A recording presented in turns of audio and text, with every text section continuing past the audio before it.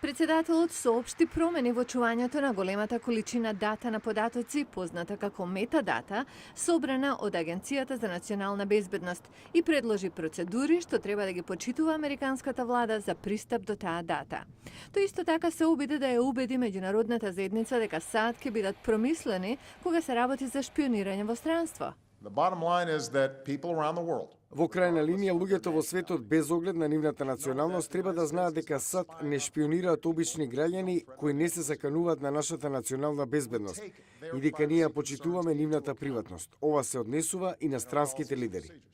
Говорот беше голем пресврт во политиката, според републиканскиот конгресмен Майкл Макол. Well, listen, I think what he did was, for the first time, explain these programs.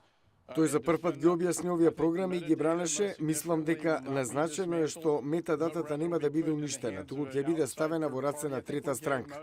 Она што најмногу ги загрижуваше американците е тоа дека датата да биде под владата и оваа администрација што повлекува некои прашања за довербата.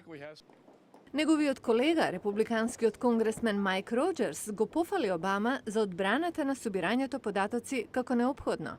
We have to come to the conclusion as Americans. Мора да се договориме кој да го има надзорот на овие програми. Мислам дека го сторивме тоа. Овие програми го пополнуваат јазот и под председателот Буш и под Обама, што го имавме со нападите од 11 септември. Конгресот сериозно го зема ова прашање и ќе постапи по него, кажа демократскиот сенатор Патрик Лехи. The concern everybody has Загриженоста на сите е ако владата има таков пристап во вашиот приватен живот. Затоа и републиканците и демократите се здружија на Капитол Хил тоа да го променат. За ова, законодавците повеќе ќе разговараат следната недела, кога Конгресот ќе се врати на работа, а председателот најверојатно ќе го обнови својот повик за реформа на разузнавањето во неговото годишно обраќање до нацијата на 28 јануари.